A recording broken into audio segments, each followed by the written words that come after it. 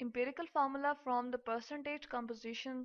ठीक है, हमने यहाँ पर क्या करना है जी, इम्पेरिकल फार्मूला हम लोगों ने कैलकुलेट करना है और कहाँ से, परसेंटेज कंपोजिशन हमें बताएगी होगी, उससे हमने डिटरमिन करना है। ठीक है, लेट सपोज हमें कोई भी कंपाउंड दे दिया गया है। लेट सपोज यहाँ पर हम लिख लेते हैं जी एस्कॉर्बिक एसिड हमें दिया गया है। एस्कॉर्बिक एसिड क्या है, उसमें हमारे पास उसको विटामिन सी भी हम कहते हैं। यहाँ पर मैं लिखती हूँ एस्कॉर्बिक एसिड।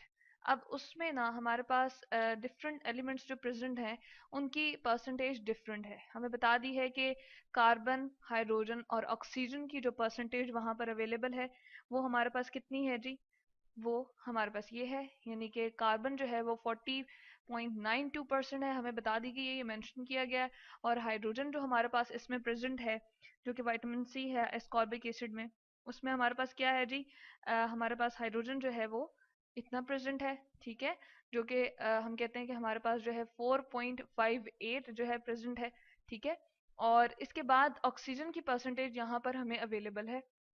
ये जो हमें ऑक्सीजन की परसेंटेज दी हुई है ये कितनी है जी, हमारे पास 54.5%।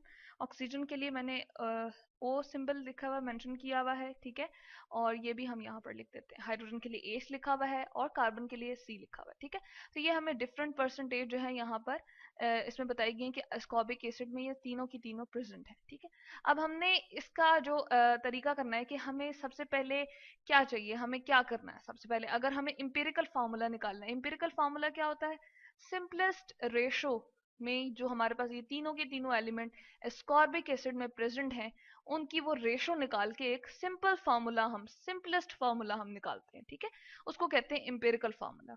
तो वो हम उसके लिए सबसे पहला काम क्या करेंगे, हम ये काम करेंगे कि हम इनकी जो परसेंटेज है उनको डिवाइड करेंगे उनके रिलेटिव अटोमिक, हम कहेंगे कि उनके रिलेटिव एटॉमिक मास से हम जो है वो क्या करेंगे, डिवाइड करेंगे। जो कि हमारे पास कितना है, हम हर एक का जो है वो यहाँ पर मेंशन करते हैं। तो हमारे पास जो कार्बन है उसका रिलेटिव एटॉमिक जो मास है हमारे पास, वो जो फाइंड किया वो है हमारे पास 12। ठीक है, और इसके बाद चले हम इसको यहाँ साइड पे लिख लेते हैं। उसके बाद जो हमारे पास है हाइड्रोजन, उसका कितना है जी, 1 है। और इसी तरह से ऑक्सीजन का हमारे पास कितना है जी, वो हमारे पास है 16। ठीक है, तो ये तीनों के हमने यहाँ पर लिख दिए। ये तीनों हमें नोन होते हैं, पता है हमें। ठीक है, तो हमने क्या करना है, इनकी परसेंटेजेस को, ये जो हमें कार्बन की दी हुई है, हाइड्रोजन की और ऑक्सीजन की, इनको हमने इनसे डिवाइड करना है। कार्बन की कार्बन के साथ परसेंटेज को तो हम यहाँ पर लिखते हैं, कैलकुलेशन करते हैं इक्वल का साइन लगा के।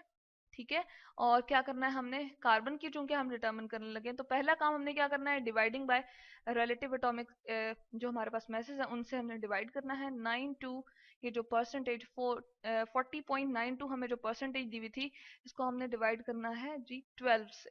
ठीक है, तो इसके लिए हम क्या करते हैं, कैलकुलेटर यूज कर लेते हैं।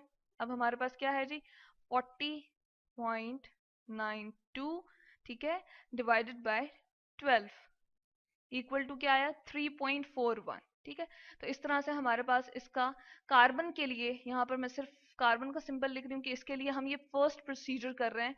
और वो क्या है कि हमने परसेंटेजेस को डिवाइड कर दिया है और हमारे पास आंसर आ गया, रिलेटिव एटॉमिक मास से हमने डिवाइड किया कार्बन के, तो हमारे पास आंसर आया 3.41। ठीक है, ये एक आ गया। उसके बाद हम नेक्स्ट जो करेंगे वो है हाइड्रोजन की परसेंटेज। ठीक है, उसके लिए मैं यहाँ पर एच लिख देती हूँ। ठीक है, ताकि हमारे पास यहाँ पर एक ये याद रहे हमें 4.58, क्योंकि परसेंटेज है, डिवाइड करेंगे 1 से तो हमारे पास आंसर क्या आएगा जी, 4.58। बल्कि इसका जो हमारे पास है, इसको थोड़ा और अगर हम बेहतर करके लिखें तो हाइड्रोजन का जो हमारे पास आता है वो आता है जी 1.008 हम लेते हैं रिलेटिव एटॉमिक इसका जो मास है। तो हम ऐसा करते हैं कि 4.58 को डिवाइड कर देते हैं 1.008 से, तो हमारे पास क्या आ जाएगा, 4.54। हम यहाँ पर लिख देते हैं 4.54।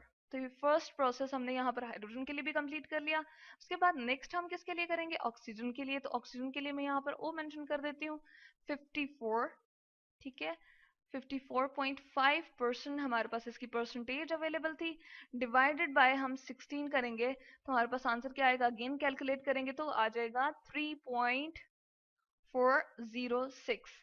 अब ये फर्स्ट प्रोसेस हमने कंप्लीट कर लिया कि डिवाइड किया हमने उनकी परसेंटेज को AR से। नेक्स्ट हमारे पास स्टेप क्या है, हमने इनकी सिंपलेस्ट रेशो बनानी है। ठीक है, सिंपलेस्ट रेशो हमारे पास किस तरह से आएगी जी, ये सेकेंड प्रोसेस है, इसके साथ मैंने 2 लिखा हुआ है। सेकेंड प्रोसेस में हमें सिंपलेस्ट रेशो इनकी बनानी है, और किस तरह से बनानी है, 3.41, 4.54 और 3.406 है। ठीक है, तो तीनों की हम लिखते हैं जी, हमने सबसे पहले लिया था कार्बन रेशो हाइड्रोजन, ठीक है, रेशो ऑक्सीजन। ठीक है, सिंपलेस्ट रेशो के लिए हमें इनकी ये सारी जो हमने कैलकुलेशन अभी की है, ये हमें बारी बारी इनके कार्बन के नीचे हम लिखते हैं जी 3.41। ठीक है, इसी तरह से हाइड्रोजन की लिखते हैं रेशो 4.54। ठीक है, और नेक्स्ट हम लिखेंगे ऑक्सीजन की, वो कितनी है 3.406। अब इसमें से जो स्मॉलेस्ट है उससे हम इन तीनों को डिवाइड कर देंगे। स्मॉलेस्ट कौन सी जी 3.4, क्योंकि ये 4.54 है, ये 3.41 है, तो स्मॉलेस्ट हमारे पास कौन सी हुई 3.406। ठीक है, ये हम लिखते हैं 406। इसी तरह से इसको भी डिवाइड करेंगे 3.406। ठीक है, इसी तरह से इसको भी हम 3.406 से डिवाइड कर देंगे। अब हम ऐसा करते हैं कि इसका जो आंसर आएगा वो तो हमारे पास 1 ही आएगा। ठीक है, यहाँ पर हम मेंशन कर देते हैं, क्योंकि 3.406 को जब हम डिवाइड करेंगे अगेन 3.406 है तो 1 आ जाएगा। इसकी डिवीजन हम करके देख लेते हैं। ठीक है, 3.406 डिवाइडेड बाय क्या आ जाएगा, सॉरी इसको हम ठीक करते हैं, 4.54 को डिवाइड करना है 3.406 से।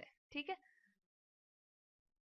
इसको हम थोड़ा सा ठीक कर लेते हैं, यहाँ पर दोबारा से लिख लेते हैं 4.54 डिवाइडेड बाय 3.4, इसको भी थोड़ा सा हम ठीक लिखते हैं जी 4.54। ठीक है, डिवाइडेड बाय हम लिखते हैं 3.406। ठीक है, तो हमारे पास क्या आ जाएगा 1.33 आ रहा है। ठीक है, इसके लिए हम लिखते हैं जी 1, इसको चलें दूसरे कलर से लिखते हैं हम 1.33। ठीक है, और जो नेक्स्ट हम कैलकुलेशन करेंगे, सॉरी इसको इक्वल नहीं लिखना हमें, इसको हमें लिखना है रेशो में।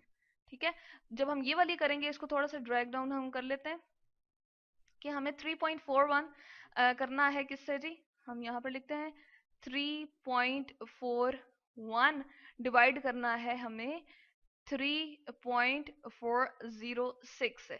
ठीक है, हमारे पास आंसर आ जाएगा 1.0001, तकरीबन 1 आया हमारे पास आंसर। ठीक है, इसकी जगह मैं 1 लिख सकती हूँ। अब हमें ये सिंपलेस्ट रेशो मिल गई है, उसके बाद इंपेरिकल फार्मूला हमने इसके लिए बनाना है ना, सिंपलेस्ट फार्मूला हमने इसी रेशो से जो है वो जनरेट करना है, बनाना है। तो वो हम लिखते हैं जी यहाँ साइड पर, हम किस तरह से बना सकते हैं, इस साइड पे हम लिख लेते हैं। अब यही वाली रेशो हम लेंगे, ठीक है, यही वाली रेशो हम लेके और क्या करना चाह रहे हैं जी, एक थर्ड स्टेप करना चाह रहे हैं। अब हमारे पास क्या है, कार्बन, ठीक है, हाइड्रोजन और ऑक्सीजन की रेशो हमारे पास अवेलेबल है। ठीक है, और वो क्या अवेलेबल है जी हमारे पास, वो हमारे पास अवेलेबल है 1:1.33:1।